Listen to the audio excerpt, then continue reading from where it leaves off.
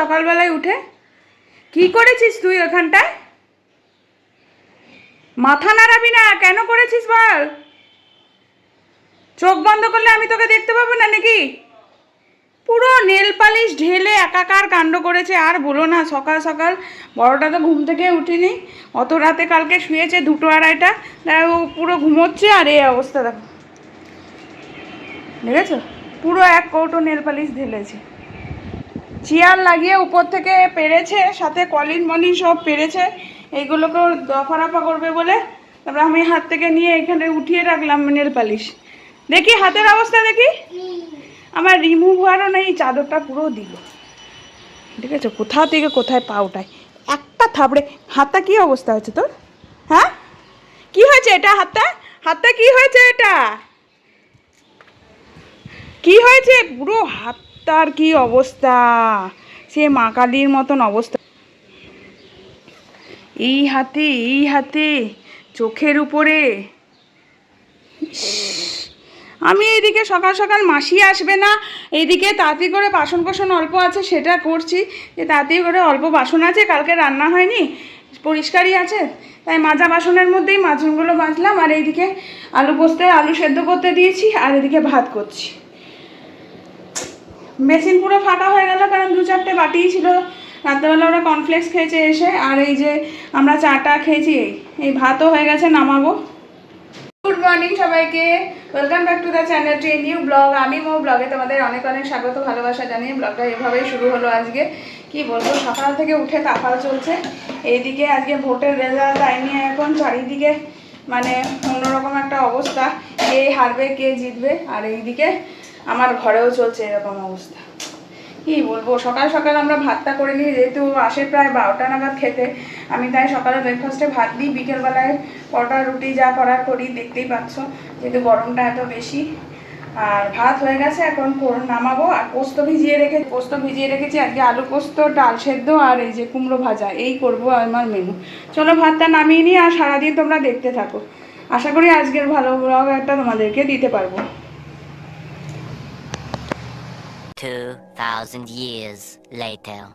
একেবারে সকালের পরে একেবারে বিকেলে অন হচ্ছি, কারণ হলো চান টান করলাম। আর মাসি যেহেতু আসবে না, সেহেতু মাসির কাজগুলো ছিল, বাসন ধোয়া, বাসন বেশি ছিল না, রান্না করার যেটুকু বাসন ধুলাম, দেন ঘর ঝাড়ু মোছা করলাম, বিছানা তুললাম, পুরো ক্লিন হয়ে গেছে। বিছানা ঠিকঠাক করে মেঝে টেজে ঝাড়ু দিয়ে মুছে নিলাম, একদম পরিষ্কার লাগে। তাহলে আমার একটু মাসি না এলে ঘর না মুছলে ভালো লাগে না। এই যে এই ঘরও মুছলাম, 2 ঘরই মোছা হয়ে গেছে। আর মাম্মাম এখন পড়তে বসেছে, মানে হ্যান্ড রাইটিং করতে বসছে বাংলাটা। আর মোহর এদিকে অঘরে ঘুমিয়ে পড়েছে, ঘুমাক একটু। মোছা হলে ঘরটা কত ভালো লাগে, তৃপ্তিও লাগে। আর এদিকে জামা কাপড় আজকে ধুইনি, সেভাবে ফুল হয়নি, তো ভাবলাম কি দরকার এখনই ধোবো। এমন হলে রাতে লোড করতে বসিয়ে দেবো, সকালে মেলে দেবো এরকম। আর টিফিনে কিছুই এখনও বানাইনি। এখন ঘড়িতে বাজে কটা জানো, 4:10। এখন মেয়েকে খাওয়াবো, আর তারপরে টিফিনে জোগাড় করবো। এই হলো ব্যাপার। ওয়েদারটা বেশ এরকম থাকলে খুব আরাম লাগে, কোনো এসির বালাই নেই, কিচ্ছু না, শুধুমাত্র একটু মানে ন্যাচারাল হাওয়াতেই ঘর ঠান্ডা হয়ে যায়। আর দুপুরে এক একদিন এমন রোদ ওঠে, আমি যদিও মানে এখন খুব অ্যাভয়েড করি এসিটা, কারণ হলো এসির হ্যাবিচুয়েটেড হয়ে গেলে না মামের পরে খুব অসুবিধা হয়, কারণ স্কুলে গেলে গরম লাগে এই সমস্ত। তো যাই হোক, এটা আজকে আর পাতিনি, ম্যাম আসেনি বলে ভেবে রোল করে রেখেছি, বিকেলে হলেই আমি এই ঘরে গিয়ে পেতে দেবো। রাস্তাঘাটটা এত ভালো লাগে, চুপচাপ নিঝুম, টুকটাক 1-2টো লোক যায়, সব দিকটাই চুপচাপ, কিন্তু বসতি প্রচুর, এমন নেই যে জনমানবী। এই দুটোই যে দেখবে না, এই দুটো যে ফাঁকা জমি, এগুলোতেই ফ্ল্যাট উঠে গেলেই আরও বেশি হয়ে যাবে। সামনে যে বড় ফ্ল্যাটটা, যেখানে ওর বান্ধবী আর বন্ধু ওই যে অরিনা সহজা থাকে, ওই ফ্ল্যাটটা খুবই চুপচাপ। আর এই গলিটার মধ্যে এগুলো সব বাড়ি। ওই যে লাস্টেরটা ফ্ল্যাট। ডান, ভেরি গুড। দেখি। হ্যাঁ ঠিক আছে, যাও রেখে দিয়ে এসো, সুন্দর করে রেখে দিয়ে। পেন্সিল বক্সটা করে হ্যান্ড রাইটিং ব্যাগের মধ্যে রাখবে, পেন্সিল আর রাবারটা ঢুকবে না, ওটা বড় রাবার তো, ওই ছোটো বাকেটটার মধ্যে নিয়ে নেবে।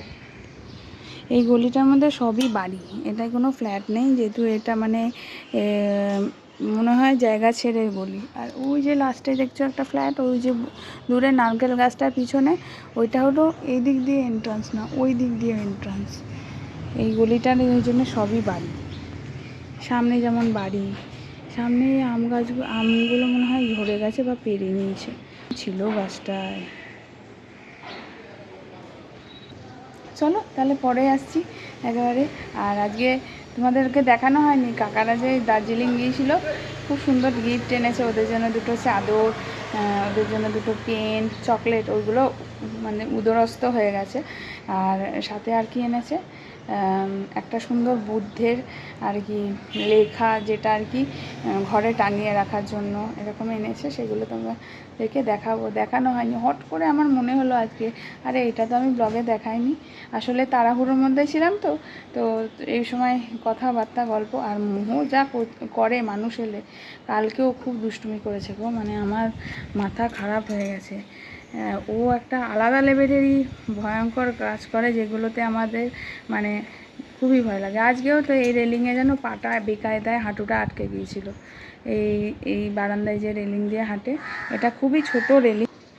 এই যে এমা গামছা পড়ে গেছে, এটা তো গেঞ্জিটাও ফেলেছে, এটা তো পরেনি, এটা ফেলেছে, এই কপাল। এই যে এইদিকে রেলিংগুলো একদমই ছোট, এই যে 4-5 আঙুল এরকম, এরকম 4 আঙুল, এটা দিয়ে গোলে না, কিন্তু পাটা আটকে যায় এই। আর এটা একটু বড়, এটা মানে এক বিদ্যারও কম, এক বিদ্যাও না ঠিক মতন। এই যে, তো এই জন্য এইগুলো দিয়ে হাঁটে, কিন্তু ও সবসময় বদমাইশি করে, ওই জন্য ভয়ও লাগে। চলো পরে আসছি, ব্লগ বড় হয়ে যাবে, তোমরা দেখবে না তখন। তো হয়ে গেল নর্মাল একটা আলুর তরকারির সাথে পরোটা করে নেবো আজকে টিফিনে। সকালে একটু ভাত খেয়েছি, ভাতের জন্য সমস্ত যেগুলো ছিল সেগুলো, ডাল ছাড়া কিছুই নেই বলতে গেলে। কই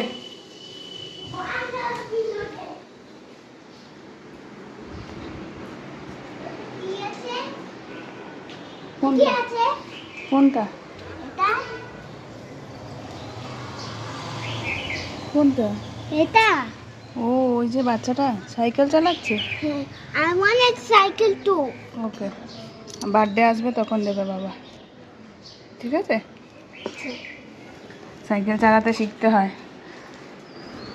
মামাকে একটা পরোটা দিলাম, এখানে ও সস দিয়ে খেলো। আর এই যে মোহ কেমন ঘুমাচ্ছে দেখো, ঘুমালে ওকে কত শান্ত বাচ্চা মনে হয়।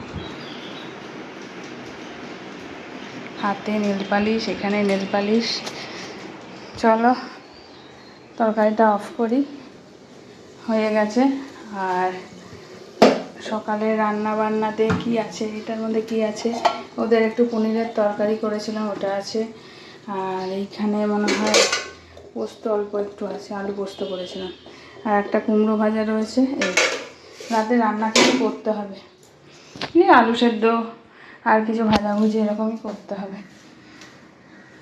চলো কখন আসে, ওর বাবা বললো ওকে দিয়ে আসবে, তারপরে এ করবে। মামা একবারে রেডি হতে হবে।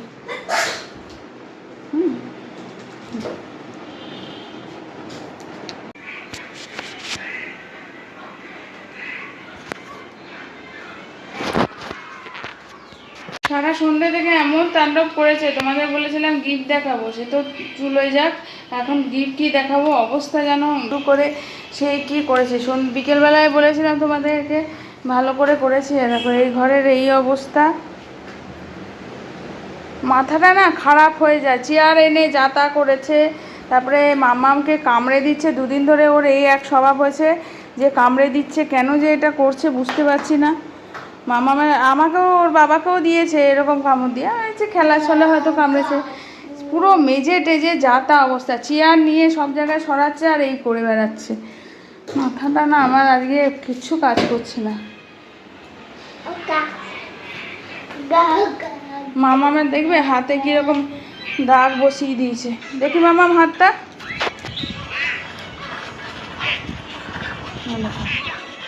কেমন কামড়েছে দেখেছো?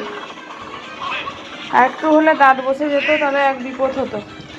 মানুষের শরীরেও বিষ থাকে, তাই কামড়ালে আবার টিটেনাস নিতে হয়, নানান ব্যাপার। মাম্মামকে তো নিতে হবে, কারণ ও 5 বছর ওভার হয়ে গেছে। কি করবি চেয়ার সরিয়ে? সব সময় এরকম করে বেড়াস?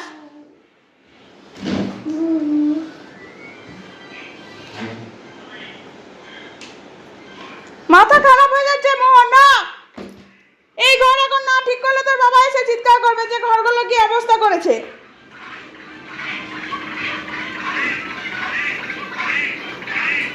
এবার সাউন্ড কমা, ভালো লাগছে না।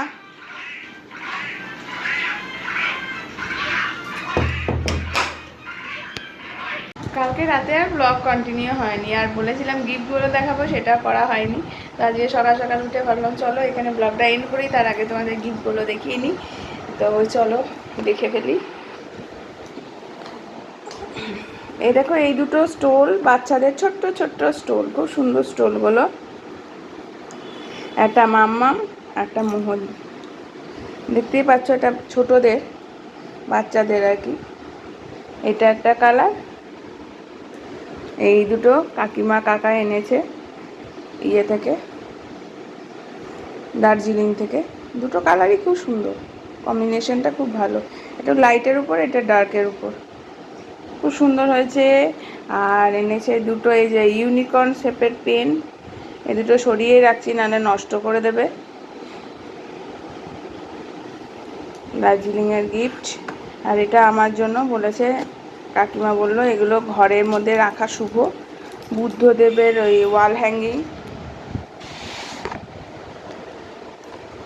খুব সুন্দর। এটাও খুব সুন্দর। আমার ওয়ালের যা অবস্থা, কোথায় হ্যাং করব সেটাই প্রশ্ন। এগুলো পরিষ্কার দেয়ালে ভাল লাগে, তবু একটা মানে জায়গা আছে। তো এই হলো ব্যাপার, খুব সুন্দর বুদ্ধদেব। এটা মনে হয় হ্যান্ড প্রিন্টিং।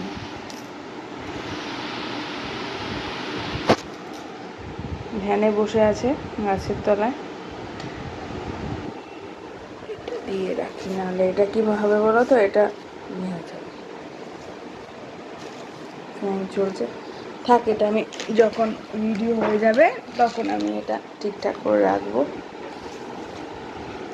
খুব সুন্দর হয়েছে জিনিসগুলো, কাকিমাও দেখছে। যদি বকটা বলি যে কাকিমা খুবই ভালো লেগেছে, তোমাকে তো সামনাসামনিও বলেছি। এই হলো ব্যাপার। চলো তাহলে ব্লগটা এখানে এন্ড করে দিচ্ছি। সারাদিন কাল থেকে ব্লগটা যেটুকু দেখলে সেটুকু কেমন লাগলো অবশ্যই লাইক কমেন্ট শেয়ার করে আমায় জানাবে। আর যারা এখনও সাবস্ক্রাইব করোনি, প্লিজ সাবস্ক্রাইব মাই চ্যানেল আমি মৌ ব্লগ। সাথে থাকো, আসছি কালকে আবার একটা নতুন ব্লগ নিয়ে। টাটা।